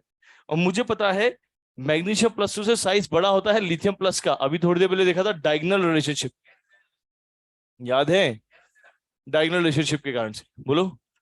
और लिथियम प्लस से साइज H- का बड़ा है, क्योंकि दोनों 2 इलेक्ट्रॉन वाली स्पीशीज है, और 2 इलेक्ट्रॉन वाली स्पीशीज हैं तो माइनस वाले का साइज प्लस वाले से बड़ा होगा। अभी आप लगा के आए हो, ये देखो यहाँ पे, हाँ। तो ये इन दोनों से बड़ा और ये इससे भी बड़ा, इसका मतलब ये इन सबसे बड़ा हो गया। तो ऑर्डर इस प्रकार से निकल के आता है, समझ में आ रहा है। तो ये इसका आंसर निकल के आएगा। गलती हो जाती है कई बार इसमें, इनमें प्रिडिक्ट निकल पाते हैं, इस रिलेशन को अपन भूल जाते हैं, है ना। LiClBrI, बताओ क्या होगा। लिथियम सबसे आगे हो जाएगा, क्योंकि लिथियम का साइज तो आयोडीन से ही बड़ा था, और आयोडीन का ब्रोमीन से, ब्रोमीन का क्लोरीन से बड़ा होगा, बोलो सही है। ये ऑर्डर निकल करके आ रहा है। ये दोनों आइसोटोप्स हैं, क्योंकि आपको एटॉमिक नंबर सेम दे रखा है, और एटॉमिक नंबर सेम है मतलब Z सेम है, Z सेम है तो इलेक्ट्रॉन भी सेम है, और Z का मतलब प्रोटॉन्स भी सेम है। अब प्रोटॉन सेम, इलेक्ट्रॉन सेम, तो Z इफेक्ट भी सेम, सिग्मा भी सेम, तो साइज भी ऑलमोस्ट सेम, इसलिए साइज भी ऑलमोस्ट सेम ही निकल करके आती है। निकल की, कॉपर की, जिंक की और रेडियम का ऑर्डर क्या होगा। ये लेफ्ट टू राइट जा रहे हो या टॉप टू बॉटम, पीरियड में या ग्रुप में। हाँ, पीरियड में Z इफेक्टिव डोमिनेट करता है, लेफ्ट टू राइट जाने पे Z इफेक्ट बढ़ेगा और साइज कम होगा, तो ऑर्डर शुड बी डिक्रीजिंग और इंक्रीजिंग। डिक्रीजिंग आना चाहिए था, लेकिन क्या बना दिया, क्योंकि ये ट्रांजिशन कॉन्ट्रेक्शन के इंपैक्ट में नहीं आया था क्या। लास्ट के 2 एलिमेंट्स में साइज बढ़ गया था, 5 में कम हुआ था, 3 में बराबर हो गया था, 2 में बढ़ गया था। ये लास्ट के वही तो 2 एलिमेंट्स हैं, तो यहां ध्यान रखना, यहां भी गलती हो जाती है, ठीक है। KMnO4 MnO2 में बोला Mn की रेडियस, आपको 2 कंपाउंड्स दे दिए और एक एलिमेंट को मेंशन कर दिया, उस एलिमेंट की आपको रेडियस निकालनी है। तो आपको जब भी कंपाउंड्स देके एलिमेंट की रेडियस पूछे ना, तो एलिमेंट की ऑक्सीडेशन स्टेट निकाल लो। क्या निकालो, आप बताओ। Mn की ऑक्सीडेशन स्टेट यहाँ कितनी आएगी और यहाँ कितनी आएगी, तो बताओ। इसका मान लिया मैंने x, पोटेशियम पे कितना होता है +1, तो 1 + x -8, क्योंकि इसका -2 होता है, बोलो, इक्वल टू कितना 0, तो x आ गया +7, बोलो ना। ऐसे यहां निकालो, इसका मान लिया x और इसका होता है -2, तो x -4, क्योंकि 2 पे -4 हो जाएगा 1 के हिसाब से, इक्वल टू कितना 0, तो x इक्वल टू कितना, तो ये आ गया +4 वाला और ये +7 वाला। मुझे बताओ किसका, देयरफॉर किसका साइज ऑर्डर ज्यादा होगा। Mn रेडियस का ऑर्डर किस में ज्यादा आएगा, KMnO4 में या MnO2 में। हाँ, MnO2, तो MnO2 में KMnO4 से ज्यादा रेडियस निकल के आएगी Mn की, क्योंकि यहां पर +4 है और यहाँ +7 स्टेट है Mn का, बोलो सही है। जितना +4 ज्यादा साइज कम। इनमें आपको रैंडम एनालिसिस दी जाए ना इस प्रकार के, तो always go for the shell factor. जब भी आपको रैंडम एनालिसिस दी जाए, कोई से पीरियड का कोई सा भी एनाइन दे दिया, शेल फैक्टर लगाओ, क्योंकि आप कैसे कंपेयर करोगे, फिर कोई कंपैरिजन पॉसिबल ही नहीं है। शेल बदल रहा हो तो शेल आंसर दे देगा आपको। तो यहाँ चेक करो, इन दोनों में आप देखो, यहाँ पर इसमें 10 इलेक्ट्रॉन है और इसमें भी 10 इलेक्ट्रॉन है, क्या ये दोनों आइसोइलेक्ट्रॉनिक हो गए। यहाँ देखो आप, ये 36 इलेक्ट्रॉन स्पीशीज है और ये भी 36 इलेक्ट्रॉन स्पीशीज है। सर कैसे पता चल रहा है, एटॉमिक नंबर पता है मुझे, आपको ध्यान रखने पड़ेंगे। 34 + 2 36, 35 + 1 36, 8 + 2 10, 9 + 1 10, 53 + 1 54। समझ में आ रहा है। अब ये 10 इलेक्ट्रॉन स्पीशीज है, मतलब बिलोंग करते हैं नियॉन को, किसको, और ये 36 इलेक्ट्रॉन स्पीशीज है, मतलब बिलोंग करते हैं क्रिप्टन को, अरे बोलो ना। और ये 54 इलेक्ट्रॉन मतलब बिलोंग करते हैं जिनन को। जिनन है 5th पीरियड का, ये है 4th पीरियड के, ये है 2nd पीरियड के। तो बात समझ में आ रही है। ये हो गया 5वें शेल का, ये हो गए 4थे शेल के, और ये हो गया 2nd शेल का। बोलो, 5वें शेल का 4थे से बड़ा, चौथा वाला 2nd से बड़ा, ठीक है। अब 5वां शेल वाला सबसे बड़ा कौन हो गया, इसका मतलब आयोडीन, बोलो ना। अब इन दोनों का नंबर आएगा, पर इन दोनों में आइसोइलेक्ट्रॉनिक नेचर है, तो -2 वाला -1 से बड़ा होगा, तो ऐसे -2 और Br माइनस में ये ऑर्डर आ गया। और इन दोनों में अगेन आइसोइलेक्ट्रॉनिक नेचर, तो O-2 फिर ये ऑर्डर कर सकते हो।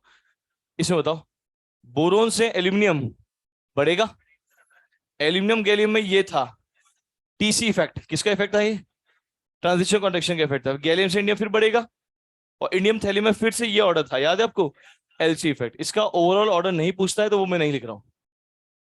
आईपी में पूछता है, आईपी में लिखेंगे, है ना। यहाँ पे टुकड़ों में ही पूछेगा, या तो ये 2 एलिमेंट से लेगा, ये 2 एलिमेंट से लेगा, ये दे लेगा, ये दे लेगा, पूरा ओवरऑल या फिर पूरा पूछ लेगा। लेकिन कहीं ना कहीं नेट इफेक्ट कभी नहीं पूछता है, इसलिए अपन उसको वैसे अवॉइड कर रहे हैं, ये ऑर्डर निकल के आ रहा है। मेरे ख्याल से सारे पॉइंट्स क्लियर हो गए होंगे। आप लिखो इसको फटाफट।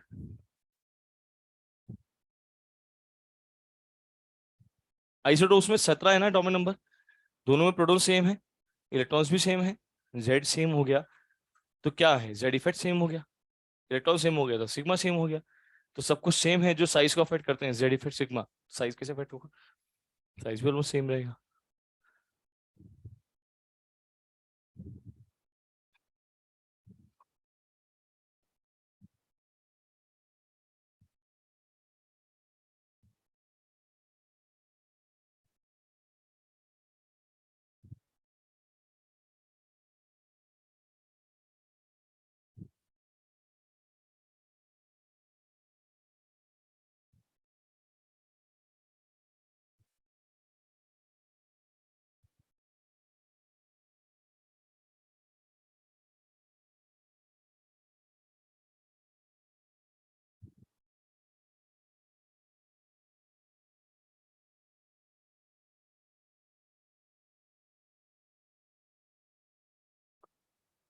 दो और ऐड कर दूं।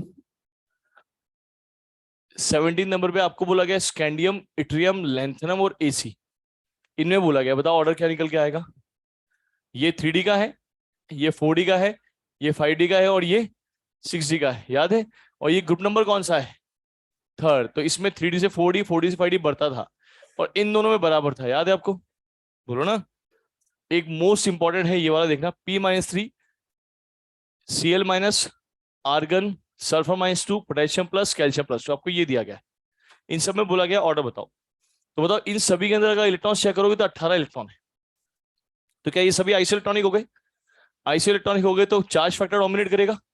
चार्ज फैक्टर से आंसर बताओ क्या निकल के आएगा, देयरफॉर साइज का ऑर्डर निकल के आएगा, P- सबसे बड़ा, फिर सल्फर-2, Cl-, फिर आर्गन, फिर पोटेशियम+, फिर कैल्शियम+, तो ये ऑर्डर हो गया और ये ऑर्डर सही भी है।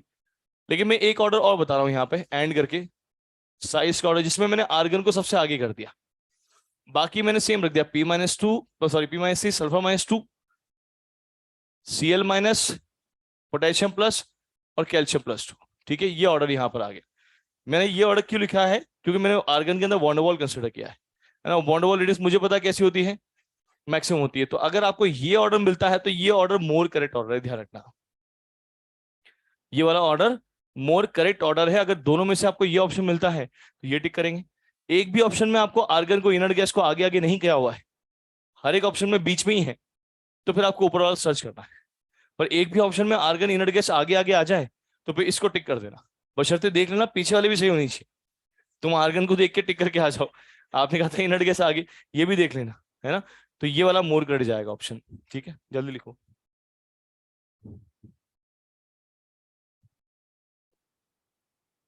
ऐसे ही लिख दिया क्योंकि पैटर्न दिखाने के लिए, ऐसे भी लिख सकता है वो, मतलब वो है रेडियस का ऑर्डर लेकिन आर करके लिख देगा कंफ्यूज करने के लिए, या फिर मतलब लिख सकता है बताने के लिए आपको, तो वैसे लिख दिया।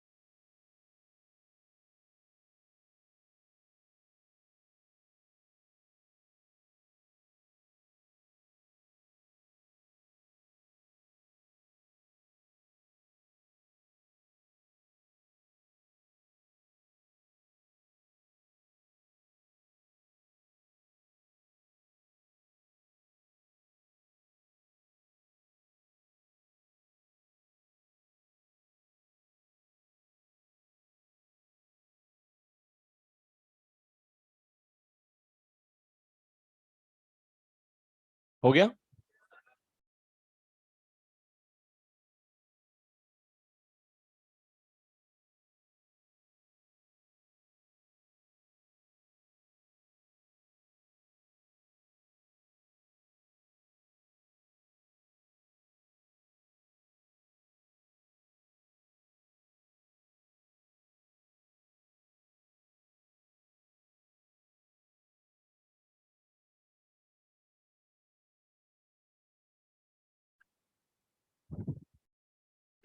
हो गया।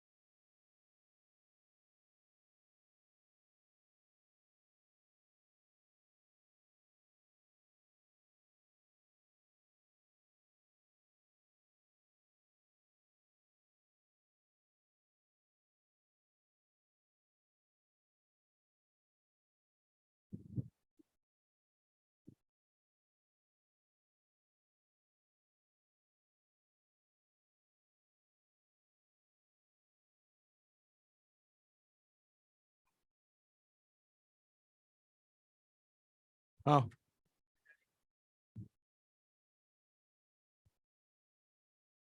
ये मिनट 2 है बिल्कुल।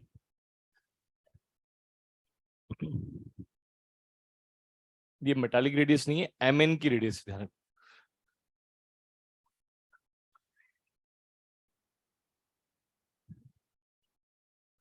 लिखो लिखो जल्दी लिखो।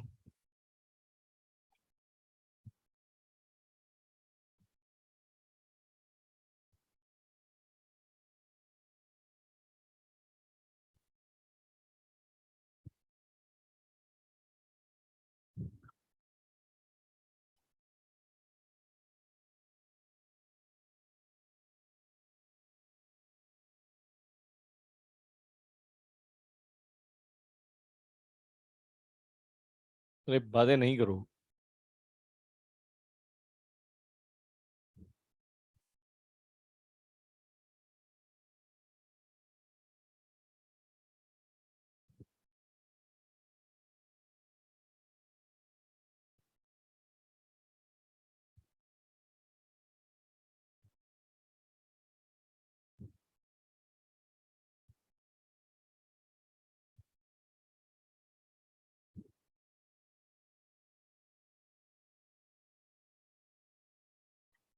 हो गया पूरा।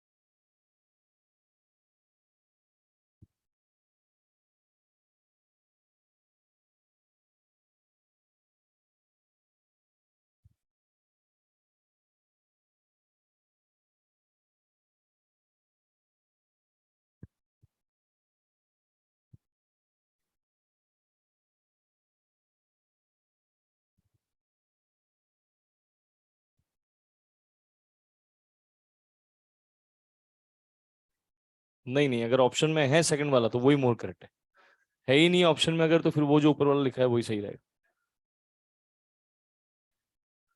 किस में metallic radius, in non metals में मेटालिक रेडियस क्यों पूछेगा भाई?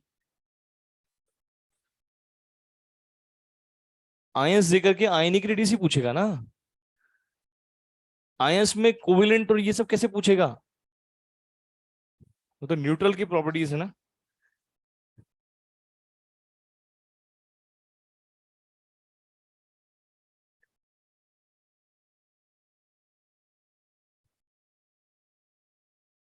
हटा दें अब।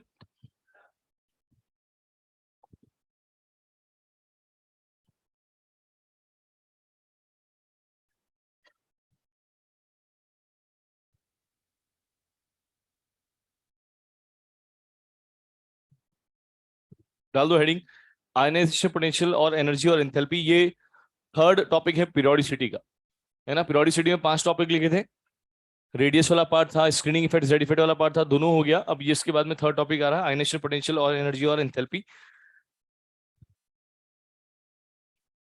जल्दी करो उधर वाला और स्टार्ट करते हैं इसको।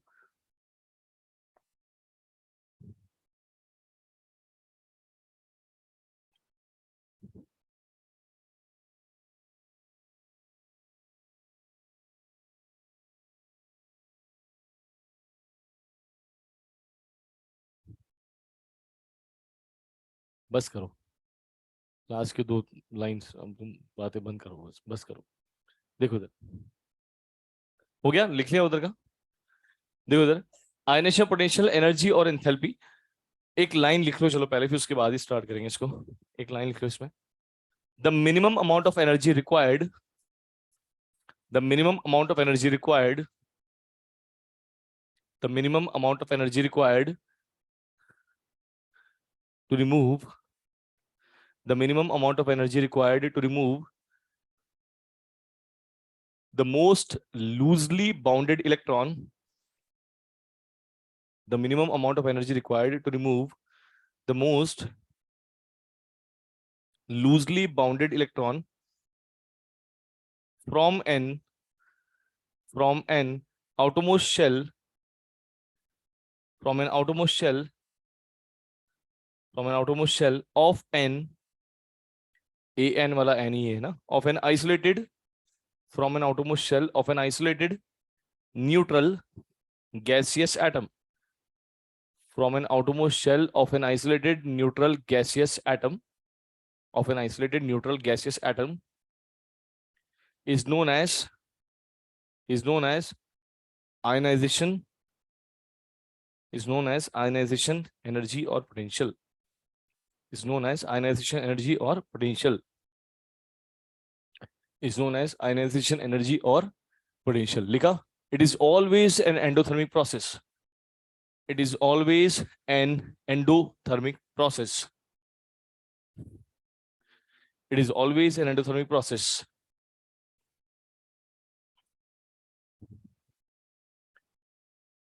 लिखा, देखो अब ध्यान से इधर,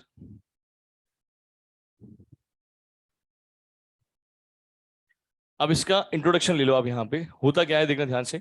एक मैंने एटम लिया यहाँ पे बनाया आपके सामने, जिसमें फर्स्ट शेल में मैंने 2 इलेक्ट्रॉन्स, सेकंड शेल में, थर्ड शेल में रैंडम इलेक्ट्रॉन्स की फिलिंग करी है। अब मेरे पास कोई एक एटम है जो कि आइसोलेटेड है। कैसा है? आइसोलेटेड होने का मतलब यह है कि ये अलग थलग है, ये किसी से बॉन्डेड फॉर्म में नहीं है, ये किसी से बॉन्डेड फॉर्म में नहीं है, आइसोलेटेड ही होना चाहिए, न्यूट्रल होना चाहिए और गैसियस होना चाहिए। ये 3 कंडीशन मस्ट है इस पर्टिकुलर एटम के लिए, आईपीओ को डिफाइन करने के लिए। अगर मुझे ऐसा एटम ऑब्टेन होता है, मैं इस एटम के एक इलेक्ट्रॉन को पकड़ता हूं जो कि न्यूक्लियस से बिल्कुल आउटरमोस्ट शेल में है, मोस्ट लूजली अट्रैक्टेड है। उस इलेक्ट्रॉन को अगर मुझे इस एटम से बाहर निकालना है तो मुझे कुछ अमाउंट ऑफ एनर्जी को सप्लाई करना पड़ेगा। दैट मिनिमम एनर्जी जो मैं यहां पर सप्लाई करता हूं, उसी मिनिमम एनर्जी की वैल्यू को मैं क्या बोलता हूं? आईपी। क्या बोलता हूं? IP. The minimum of energy required to remove this electron from an outermost shell of an isolated neutral gaseous atom, उससे मुझे आईपी मिल जाती है ना। वही मैं एनर्जी मेरे लिए क्या है? आईपी का मैग्नीट्यूड शो करेगी। अब बात यह है, ये एनर्जी मिनिमम एक ही शर्त पे हो सकती है, जब ये एटम आइसोलेटेड फॉर्म में हो, न्यूट्रल फॉर्म में हो, गैसियस फॉर्म में हो। मान लो एटम मुझे बॉन्डेड फॉर्म में मिल रहा है। सब थोड़ी देर बोर्ड पे देखो, लिखने पे ध्यान मत दो, लिखते रहते हो धमाधम धमाधम, बस पता नहीं क्या लिखने सबका मुंडिया नीचे रहती है लिखने में। अरे तुम लिख क्यों रहे हो? समझो तो सही, पहले कॉपियां भर के क्या करोगे जब समझ नहीं आएगा तो? किसके लिए बना रहे, खुद के लिए कि भाई बहनों के लिए? तो फिर तुम तो ये सोचो कि भाई बहन आएंगे अगले साल पढ़ने, उनको नोट्स दे देंगे। अरे तो तुम्हारा सिलेक्शन नहीं हुआ ना, तो वो हाथ भी नहीं लगाएंगे नोट्स को। तुम तो लिखने में रह गए थे, समझ तो रही नहीं थे। समझ में आ रहा है? तुम तो 2 साल मेहनत कर रहे थे उनके लिए, उन्होंने हाथ ही नहीं लगाए, नुकसान हो गया। ऐसा थोड़ी करना होता है यार। तुम जब कोई चीज समझा रहा हो तो उस टाइम पे सिर्फ ध्यान इधर दो बोर्ड पे। इंट्रोडक्शन क्या है? 10 मिनट का जो इंट्रोडक्शन होता है ना किसी भी टॉपिक का, वो पूरे टॉपिक का बेस बना देता है। ये 10 मिनट का इंट्रोडक्शन में अगर तुम लिखने में इनमें उन्हें ध्यान रह गया तो पूरे टॉपिक में ही दिक्कत चलती है। 2.5 लेक्चर चलेगा तो 2.5 लेक्चर दिक्कत चलेगी, समझ नहीं आएगा, हर चीज में कंफ्यूजन लगेगा। तो इंट्रोडक्शन में कभी भी इस तरह इधर उधर की हरकतें मत किया करो, इसकी विधा देखा करो बोर्ड पे, ठीक है। देखो इधर ध्यान से, आइसोलेटेड न्यूट्रल गैस एटम ले लिया। ये गैसियस क्यों होना चाहिए, आइसोलेटेड क्यों होना चाहिए वो बता रहा हूं। आइसोलेटेड क्यों, मान लो अगर ये बॉन्डेड फॉर्म में एटम मिलता, ऐसे कुछ मान लो ए एटम दूसरे से जुड़ा हुआ है, तो मुझे क्या करना पड़ता, पहले ये बॉन्ड भी तोड़ना पड़ता, उसके लिए मुझे बॉन्ड डिसोसिएशन एनर्जी देनी पड़ती, फिर एटम अलग होते, उसके बाद मैं आईपी लगाता। बोल सही है, तो एनर्जी पे मिनिमम तो नहीं होती, क्योंकि बीडी भी तो काउंट होगी प्रोसेस में। अगर ये एटम मान लो सॉलिड फॉर्म में होता, कैसा होता, सॉलिड फॉर्म में एटम्स का अरेंजमेंट ऐसा होता है, कॉम्पैक्ट बिल्कुल होता है। तो अगर मुझे किसी एक एटम के इलेक्ट्रॉन को निकालना है, मान लो मुझे इस बीच वाले एटम के इलेक्ट्रॉन को, आउटरमोस्ट शेल के इलेक्ट्रॉन को बाहर निकालना है, तो इसको निकालने के लिए केवल इसी के न्यूक्लियस का अट्रैक्शन ब्रेक नहीं करना, क्योंकि इतने पास पास चिपके हुए हैं, सबके न्यूक्लियस का कुछ ना कुछ जेड इफेक्ट इस पे लग रहा होगा। अरे बोलो ना, तो इतने सारे जेड इफेक्ट तोड़ूंगा तब जाके इलेक्ट्रॉन निकलेगा, तो एनर्जी मिनिमम नहीं होगी। एनर्जी मिनिमम कब होगी, जब एटम ऐसे रहे या अलग थलग रहे, वो कौन सी फेज में पॉसिबल है। इसलिए आइसोलेटेड जरूरी है और गैसेस जरूरी है। न्यूट्रल क्यों होना चाहिए, क्योंकि चार्ज स्पीशीज ही बना दी, तो कैसे डेफिनेशन डिफाइन करोगे। मान लो आपने कैटायन बना दिया इलेक्ट्रॉन निकाल करके, तो इलेक्ट्रॉन निकालने का प्रोसेस ही तो डिफाइन कर रहे हो, निकाल ही दिया तो फिर किस पे डेफिनेशन डिफाइन करोगे। डेफिनेशन तो न्यूट्रल पे लोगे ना, कि प्रोसेस करके देखें न्यूट्रल पे, फिर बताएंगे कि डेफिनेशन क्या है। निकाल ही दिया तो कौन सी डेफिनेशन, तो कैसा होना चाहिए, न्यूट्रल एलिमेंट तो न्यूट्रल ही होना चाहिए, उस पर डेफिनेशन डिफाइन होगी। तो न्यूट्रल गैसियस आइसोलेटेड होना चाहिए एटम, ये मस्ट कंडीशन है इसके लिए। मेरे ख्याल से बात समझ में आ गई होगी। अब यूनिट किसकी, यूनिट क्या होगी आईपी की, क्योंकि एनर्जेटिक टर्म है, एनर्जी लग रही है, तो ऑब्वियस बात है कुछ ना कुछ यूनिट होगी आईपी की। किलो जूल पर मोल, किलो कैलोरी पर मोल, इलेक्ट्रॉन वोल्ट पर एटम, ये यूनिट्स आपके सामने मेंशन्ड है। ये यूनिट्स काम आएंगे आपके, ज्यादातर काम इलेक्ट्रॉन वोल्ट पर एटम आएगी, इसलिए मैंने स्टार मार्क कर दिया, ठीक है। एक टर्म आती है, इसे बोलते हैं successive IP. Successive IP, successive IP का मतलब होता है ऑर्डर्ड आईपी। एक के बाद एक ऑर्डर में क्या होगा आईपी का क्रम। अगर हम किसी एक ही एटम के अंदर मल्टीपल इलेक्ट्रॉन्स को निकालते हैं एक एक करके, तो हर बार मुझे नई आईपी देनी पड़ेगी। उन सभी आईपीस में क्या ट्रेंड रहेगा, वो बढ़ते क्रम में होगी या घटते क्रम में होगी एनर्जी की वैल्यू, या बीच में बढ़ेगी कि कहीं कहीं घटेगी, ये ऑर्डर में चेक करना है। तो मैंने एग्जांपल ले लिया, मान लो यहाँ पे ए एटम का लिया है, कोई गैसेस एटम है, मैंने इसमें से पहला इलेक्ट्रॉन निकाला, फर्स्ट।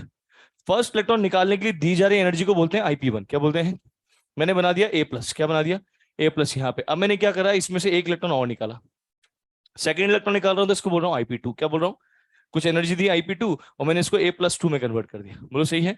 अब मैंने इसमें से एक और इलेक्ट्रॉन निकाला, और ये इलेक्ट्रॉन निकाल के मैंने बना दिया इसको ए+3 गैसेस, और यहाँ जो एनर्जी दी वो दी मैंने आईपी3। क्या दे दी, आईपी3।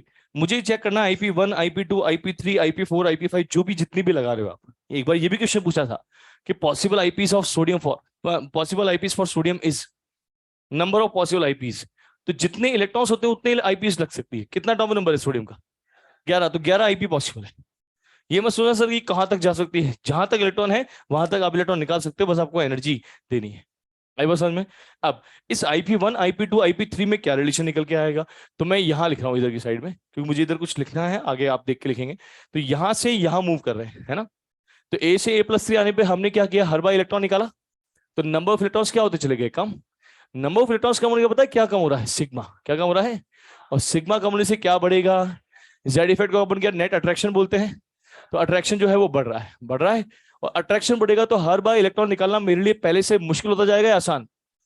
भाई हर बार इलेक्ट्रॉन निकालना मुश्किल होता जाएगा, क्योंकि अट्रैक्शन बढ़ गया, इलेक्ट्रॉन निकालना मुश्किल हो गया, तो पहले से आईपी ज्यादा लगेगी या कम लगेगी, आईपी ज्यादा लगेगी। देयरफॉर मैं कह सकता हूं कि ए से इलेक्ट्रॉन निकालने में जो आईपी लगी थी उसका मैग्नीट्यूड कम होगा आईपी2 से, क्योंकि प्लस से निकालने में मुझे ज्यादा एनर्जी लगेगी, क्योंकि यहां से यहां आने पर, इधर से इधर आने पर जेड इफेक्ट बढ़ गया, यहां से यहां जेड इफेक्ट और बढ़ गया, आगे और बढ़ जाएगा। तो हमेशा एक बात कह सकते हैं, therefore for a particular element, किसी भी एलिमेंट के लिए, कोई सा भी एलिमेंट हो, for a particular element IP का ऑर्डर हमेशा इंक्रीजिंग मैनर में होगा। आईपी1, आईपी2, आईपी3 और एंड सो ऑन, ये ऑर्डर हमेशा कैसा जाएगा, इंक्रीजिंग मैनर में ही जाएगा। ये ऑलवेज वाली कंडीशन है, इस बात को ध्यान रखिएगा। मतलब इसमें कोई भी अपवाद, कोई भी एक्सेप्शन नहीं है। हमेशा कैटायन की आईपी उसके न्यूट्रल एलिमेंट से ज्यादा ही होगी। कैटायन पे जितना प्लस चार्ज बढ़ता चला जाएगा, उसका साइज छोटा होता चला जाएगा, अट्रैक्शन बढ़ता चला जाएगा, आईपी की वैल्यू बढ़ती ही चली जाएगी। इसमें कोई भी अपवाद नहीं है, कोई और दूसरा फैक्टर नहीं देखना है, केवल और केवल चार्ज फैक्टर वर्क करता है, जेड इफेक्ट वर्क करता है, जब एक ही एलिमेंट के डिफरेंट डिफरेंट कैटायंस में आप आईपी कंपेयर करते हो। सेम एलिमेंट की स्पीशीज अगर दे रखी होंगी तो always go for the charge factor. Plus charge है, आईपी ज्यादा है, +1 है से +2 है, +2 से +3 है, आईपी बढ़ते क्रम में होगा। कोई अपवाद नहीं है, पूरी पीरियोडिक टेबल के किसी भी एलिमेंट में कोई भी अपवाद नहीं है। कोई और दूसरा फैक्टर कॉन्फ़िगरेशन वगैरह या स्टेबिलिटी वगैरह नहीं देखनी है। आई बात समझ में? हमेशा फॉलो होती है ये बात, किसी भी एलिमेंट में कोई एक्सेप्शन नहीं है। अगर इसी बेस पे एग्जांपल बताना, मुझे यहाँ पे आईपी का ऑर्डर बोला गया है, आईपी का ऑर्डर बोला गया है किस किस के अंदर, मान लीजिए यहाँ पे आपको दिया गया Fe+2 दिया गया है और Fe+3 दिया गया है। बोला गया आईपी का ऑर्डर बताना है इसमें। एक बोला गया सोडियम और सोडियम प्लस में बताना है, ठीक है। एक बोला गया मान लीजिए एफ दिया है और F- दिया है ना। एक दिया मान लीजिए यहाँ पे O-, O-2, ठीक है। और एक मान लीजिए उसने यहाँ पे नियॉन दे दिया है मेरे पास में। चलो आप पहले इनके ऑर्डर बताओ। Fe से Fe+2 का आईपी का बढ़ेगा, +3 का और बढ़ेगा। इनमें इनमें एनायन है, अब उल्टा कर दें, यहां पर भी उल्टा कर दें। एक और दिया आपको मान लीजिए यहाँ पे नियॉन और नियॉन प्लस, सोच के बताना आंसर। नियॉन या नियॉन प्लस, नियॉन या नियॉन प्लस, नियॉन प्लस को, नियॉन प्लस कौन कौन बोलता है? आंसर पार्टिसिपेशन सब देना। नियॉन प्लस कौन कौन बोलता है? और नियॉन, अरे अभी तक चीख चीख के बता रहा था ना यार। किसी भी एलिमेंट में कोई अपवाद नहीं है, कैटायन की आईपी हमेशा न्यूट्रल से ज्यादा ही होगी। पूरी पीरियोडिक टेबल के 118 एलिमेंट में कोई अपवाद नहीं है। उसमें इनर्ट गैस भी आ गई 118 में भाई। तुम कितने एलिमेंट डिस्कवर करके बैठे हो? 118 ही तो है, सारे एलिमेंट आ गए उसके अंदर। उसमें आपको ये नहीं सोचना, मैं कह रहा हूं चीख चीख के, कोई और दूसरा फैक्टर नहीं देखना है, स्टेबिलिटी कॉन्फ़िगरेशन कुछ भी नहीं। तुम फिर स्टेबिलिटी देख रहे हो, सर नियॉन तो स्टेबल है, इनर्ट गैस है। अरे तो यहां क्यों नहीं देखा फिर एफ में, F- में? एफ का कॉन्फ़िगरेशन क्या, 1:2:2p5, और माइनस का मतलब 1:2:2p6। अब ये तो नियॉन बन गया। तो यहां तो नहीं बोला तुमने F- की आईपी ज्यादा है? अरे बोलो ना।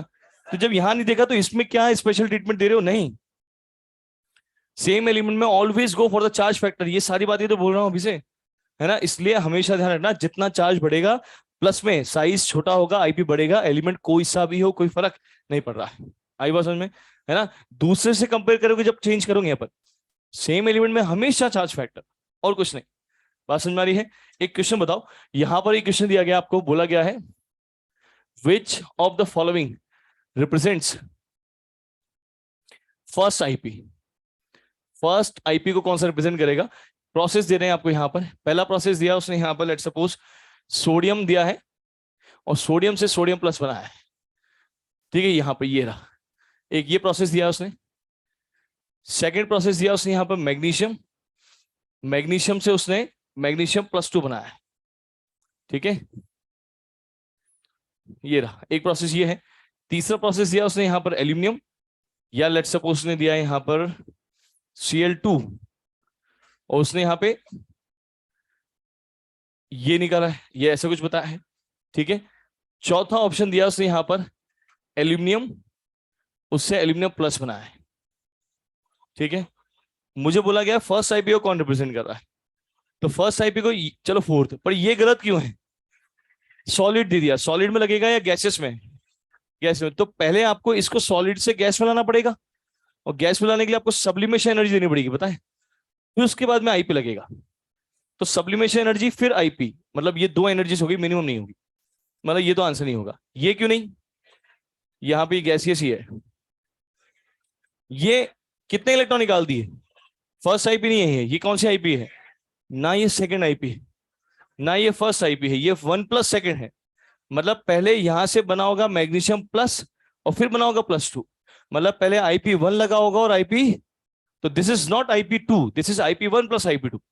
रिमेंबर दिस, ध्यान रखोगे ना, क्योंकि एक प्रोसेस एक साथ नहीं होगा, मतलब एक साथ नहीं होगा। तो दिस इज IP1 + IP2, ध्यान रखना इस चीज का, ठीक है। इस पे आओ, ये क्यों नहीं? क्योंकि आपको मॉलिक्यूल दे दिया गया है। मॉलिक्यूल होगा तो मुझे पहले Cl के बीच का बॉन्ड तोड़ना पड़ेगा। बॉन्ड तोड़ने के लिए मुझे बॉन्ड डिसोसिएशन एनर्जी देनी पड़ेगी, अरे बोलो ना।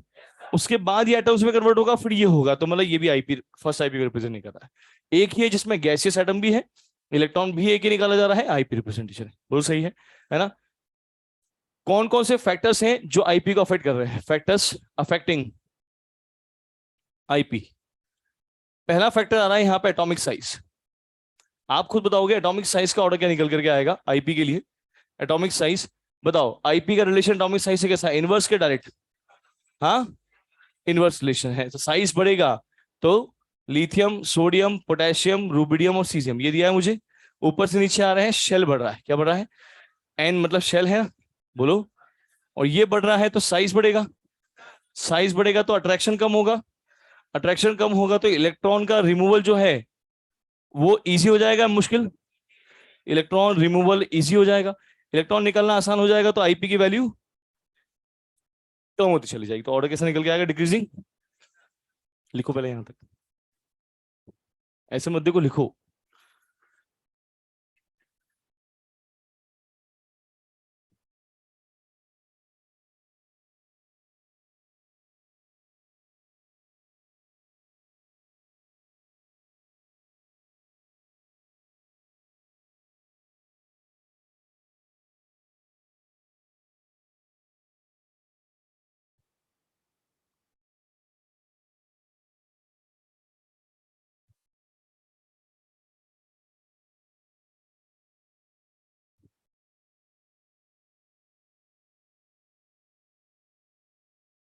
क्या, अरे हाँ, एक चीज और बताना भूल गया, देखो इधर, देखो ये IP3 जो है, ये IP3 किसके लिए है, A+2 के लिए, A+ के लिए, A के लिए। A+2 के लिए तो IP1 है, क्योंकि इसमें से तो एक ही इलेक्ट्रॉन निकाला ना। तो this IP3 is acting as IP1 for A+2 and acting as IP2 for A+ and acting as IP3 for A। ध्यान रखना, समझ में आ रहा है। ये IP2 इसके लिए IP1 है, इसके लिए है वो IP2, बस समझ में आ रहा है। तो यहां लिख रहा हूं, ये IP1 है ऑफ A+, और IP2 है ए के लिए, और ये वाली IP1 है A+2 के लिए, IP2 है A+ के लिए, और IP3 है ए के लिए, ध्यान रखोगे।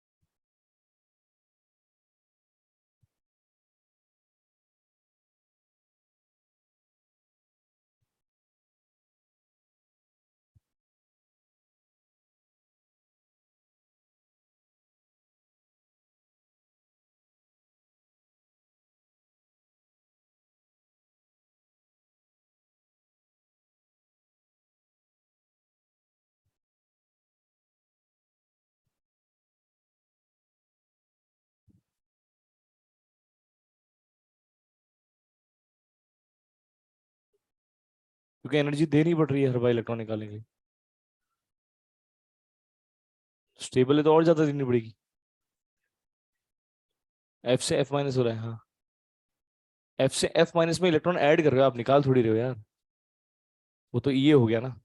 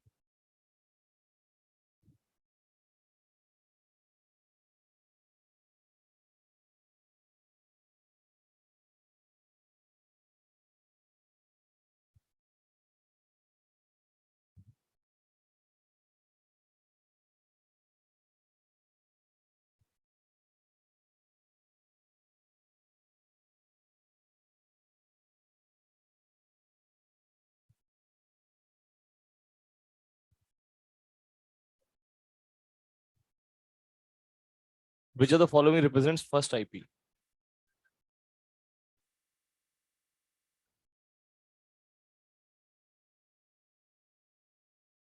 होमवर्क लिख लेना इसके बाद में, और वो होमवर्क जो है नेक्स्ट लेक्चर कब आएगा? कल आएगा? कल है या कल है? तो कल के बाद जब लेक्चर आएगा, एक दिन छोड़ के, क्योंकि आज आ गया कल आ गया तो फिर परसों नहीं होगा, उसके बाद होगा। तो उस दिन नेक्स्ट लेक्चर, मतलब कल के बाद भी जो लेक्चर आएगा उसमें वो होमवर्क भी डिस्कस होगा। पहले मैंने कुछ दिया था आपको 1 से 40 वाला। हाँ तो ठीक है, अब वो पूरा ही दे रहा हूँ, क्योंकि 1 से 40 में आपके 22-23 क्वेश्चन वो हिस्ट्री वाले पार्ट के ही हैं सिर्फ। ठीक है, हिस्ट्री वाले पार्ट के हैं जो आपने लास्ट ईयर पढ़ी थी, तो आपको वो सॉल्व कर लेना है। वो डिस्कशन क्लास में नहीं होगा, अपन आगे से पढ़ेंगे जेड इफेक्टिव वाले पार्ट से। ठीक है, तो एक तरह से आप क्वेश्चंस जो है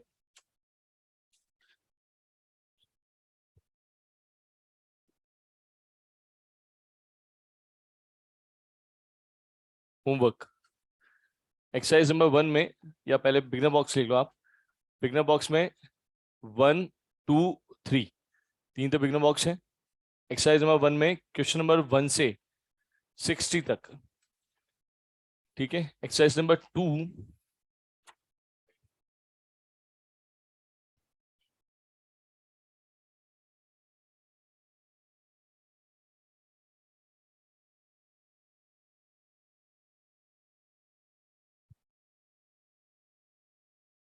2, 6, 7, 11, 12, 14,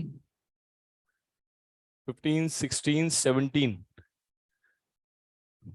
19, 21, 23, 26, 28, 30, 31, 34, 39। देखो एक्सरसाइज नंबर सेकंड में केवल रेडियस वाले पार्ट से इतने क्वेश्चन है। मतलब अब तक जो पार्ट पढ़ा है ना उसमें मैक्सिमम क्वेश्चन इसमें सेकंड एक्सरसाइज में रेडियस वाले पार्ट के हैं, जितने मैंने दिए हैं अभी तक आप। तो रेडियस वाले पार्ट की इंपॉर्टेंस समझ सकते हो, बहुत ज्यादा है। ठीक है, छोटे से पार्ट से क्वेश्चंस की संख्या बहुत ज्यादा है सेकंड एक्सरसाइज में, वो भी 1, 9, 11, 18, 24, 25। ये वाला होमवर्क है, तो नेक्स्ट टू नेक्स्ट क्लास में डिस्कस करेंगे। ठीक है, बस बैक कर लो, इसके बाद कंटिन्यू करते हैं। ठीक है, थैंक यू।